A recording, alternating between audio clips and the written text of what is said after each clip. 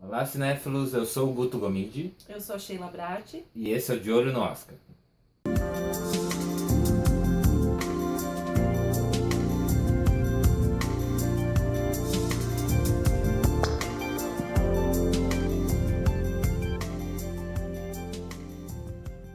Vamos falar hoje de Mad Max Estrada da Fúria.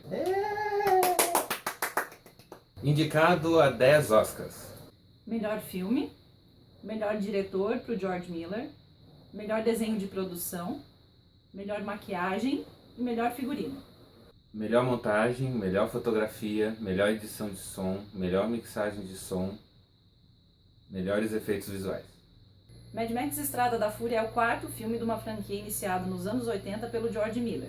Nos originais, quem fazia o Max, o personagem principal, era o Mel Gibson. Agora, esse papel é do Tom Hardy.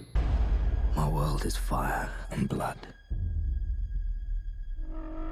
Everything is dependent on We oil. are killing for gasoline. The world is almost out of water. Water. Now there's the water wars.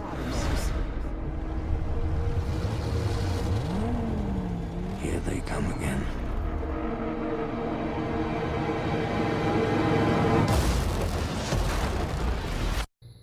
Vamos ser sinceros, Vamos. esse filme é difícil de definir. Porque ele começa com Mad Max sendo capturado, indo para essa cidadela e servindo como bolsa de sangue para os War Boys. E aí, logo ali no início, a personagem da Charlize Theron, a Furiosa, ela vai com um comboio para pegar petróleo, né? Combustível. Pegar combustível num outro lugar. E aí ela desvia o caminho. E aí começa uma perseguição atrás da Furiosa. Logo, o Max vai se envolver também nessa mesma perseguição. E o que acontece é que logo a gente percebe que eles vão dividir o protagonismo do filme, né? Ao contrário dos outros filmes em que o foco está no Max, agora o foco vai estar, na verdade, na Furiosa. É legal falar disso, que foi uma das polêmicas do filme. Algumas pessoas ficaram um pouco descontentes pelo fato de que o personagem central parecia muito mais a Furiosa do que o Max, né? Talk to the hand. Eu acho que a gente pode ver isso como uma espécie de John Watson vendo e falando sobre o Sherlock Holmes. É o ponto de vista dele, ele está ali participando, mas de certa forma quem se destaca mais é aquele que está sendo observado, que é no caso a Furiosa, né? Todas as vezes que mostra o Mad Max, que foca nele, eu pensava, não, eu quero ver a Furiosa, volta pra esse plot, larga ele. O filme ganha o nome dele, mas não é a história dele em si. Ele tá participando de um evento e até... Aí, spoiler terrível. Até no final ele vai embora, né? Ele tem uma passagem por aquele acontecimento e ele ajuda no desenrolar dos fatos, mas não é a história dele. É interessante que ela fala em algum momento do filme que ela está procurando por redenção, mas a gente sabe desde o começo do filme que ele também está procurando por isso.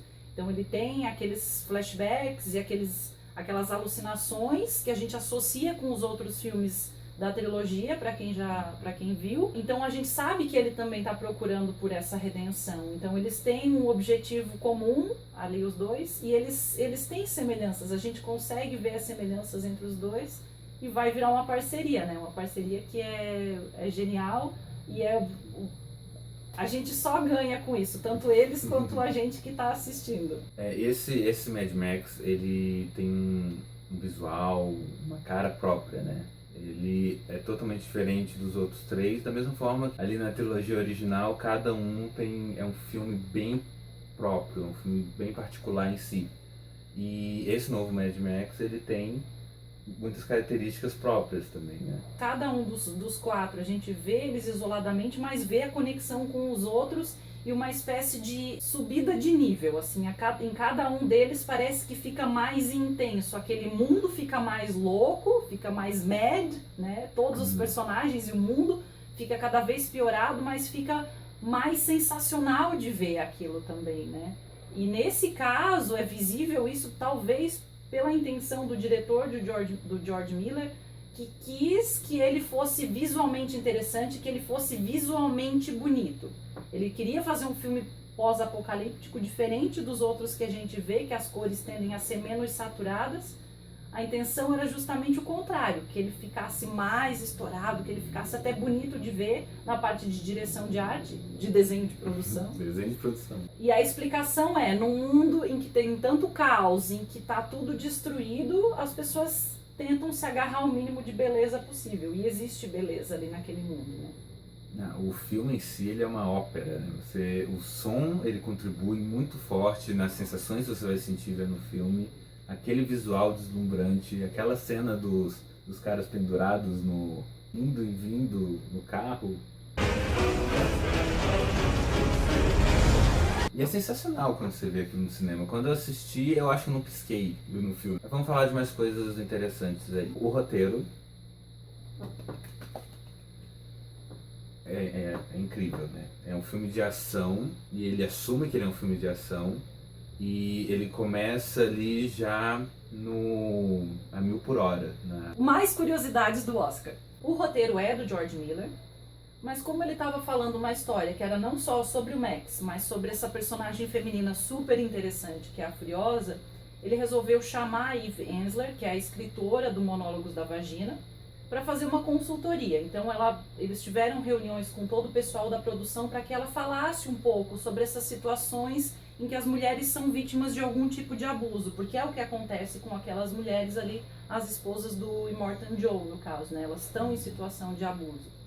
E aí isso é bem visível no roteiro e as personagens que vão aparecendo, essa tentativa de criar personagens diferentes, personagens interessantes e principalmente personagens femininas marcantes. Então, se a gente for pegar mesmo as mulheres ali, as diferentes mulheres que a Furiosa está tentando resgatar, e a Furiosa inclusa, elas são bem diferentes umas entre as outras. Elas não são uma só com variações para poder ficar bonitinho na câmera. Elas estão agregando e trazendo coisas interessantes para a história. Depois, as mulheres que elas encontram lá na frente, que se chamam Vulvaline, olha só a referência nisso aí, gente. Então tem muitas coisas, muitas sacadas muito interessantes que eu imagino foram agregadas pelo fato de ter mulheres pensando sobre isso, né? Mesmo depois, na edição, na montagem, foi a mulher do George Miller que editou, uma pessoa que nunca tinha editado um filme de ação antes. E ela disse pra ele, eu não sei o que fazer, eu não sei editar um filme de ação. E ele disse, ótimo, esse filme não vai ficar com a cara de nenhum filme de ação que tem até hoje. Isso é fato, a gente vê o resultado. É um filme de ação, com aquelas cenas incríveis, fenomenais, mas mais do que isso, é um filme de ação que dá destaque e dá poder às mulheres. As mulheres não estão ali para serem objetos sensuais, que é o que acontece nos filmes de ação sempre, né? Essa questão da montagem é interessante, porque ela pode acabar sendo a primeira mulher a ganhar o Oscar de melhor montagem. Tomara. Mas assim, quando a gente pensa Mad Max, filme de ação, 10 indicações ao Oscar, academia conservadora, será que rola? Não é um filme que agrada, né? E o que acontece com filmes assim? A gente tem um exemplo mais próximo do Gravidade, que foi indicado em várias categorias e acabou levando 6, incluindo o melhor diretor, mas não levou de melhor filme. E será que Mad Max vai repetir isso? Eu acho que sim. Eu vejo o George Miller ganhando o Oscar de melhor diretor, mas de melhor filme realmente eu não vejo a academia premiando um filme que, em último caso, é sim um filme de ação. Essa questão da loucura que foi, né, o set de filmagem. É um filme que demorou 10 anos, são carros mesmo, quase tudo foi filmado real, o CGI é bem pouco, é mais para retoques. E o Tom Hardy chegou a brigar com o George Miller, porque ele não tinha um cronograma e foi meio um caos, né? Ele criou... O filme foi gravado num caos para representar um caos também. Isso é interessante. As decisões que ele tomou foram bem pouco convencionais, assim, por exemplo, o fato de filmar o filme na ordem em que a gente assistiria ele como resultado. Isso é o tipo de coisa que Hollywood não faz. A produção desse filme não só foi difícil, como foi demorada, como gastou bastante dinheiro. Mas, por outro lado, teve o resultado que a gente viu, que foi sucesso na bilheteria e um filme incrível, 10 indicações ao Oscar. Estourou o orçamento, né? Ele tinha previsto tantos milhões, passou, acho que ele ficou bem caro, né? Deve ter pago. Já tá. Acho que ele não tem ninguém devendo aí. Acho que já tô todo mundo com o bolso bem cheinho. Money, money, must be funny in a rich man's world. Falando um pouquinho das atuações, né? Temos a Charlize Theron, que foi esnobada na categoria de melhor atriz. Ela ganhou o Oscar pelo filme Monster, Desejo Assassino, que é uma atuação muito boa. E eu acho que depois, na carreira dela, a única coisa que ela teve que se compare àquilo é a Furiosa do Mad Max.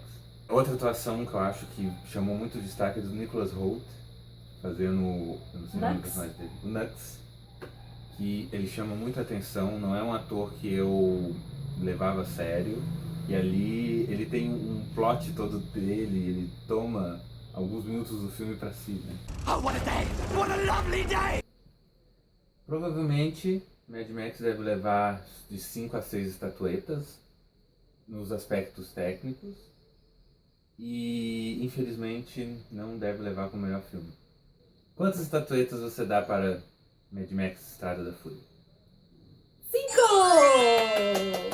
Como uma mulher que gosta de filmes de ação, como é o meu caso, acho que eu sempre esperei por isso, assim, por ter personagens femininas interessantes e em papéis importantes dentro da história. Já tem lá no Alien, teve lá no Exterminador do Futuro 1, mas é diferente agora poder ver toda essa variedade, todas essas personagens diferentes que são importantes para aquela história que estão ali. Outras possibilidades de mulheres, acho que era isso que eu queria ver e que estava faltando, e me parece que o Mad Max veio para chamar atenção para isso e para mostrar que isso é possível. Para Mad Max eu vou dar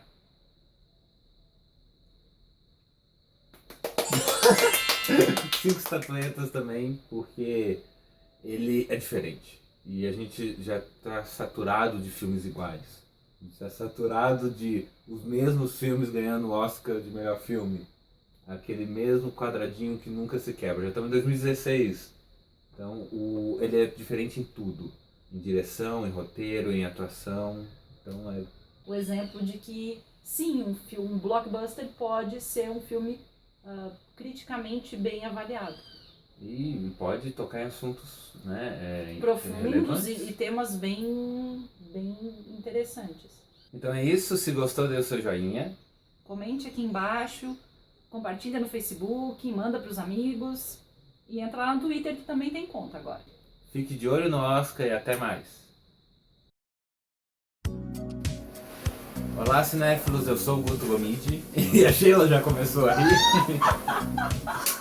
Eu preciso soltar, entendeu? O exercício de se soltar, assim, essas risadas, faz parte.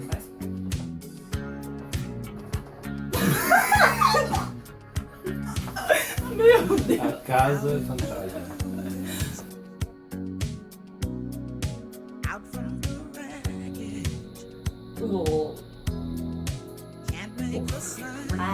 Right. Again. De novo. Ela ganhou o Oscar de melhor atriz por Monster, Desejo Assassino! Vamos imaginar que a gente tá na estrada da fúria, sabe? A gente tá passando calor no deserto. Daqui a pouco eu vou pintar o olho de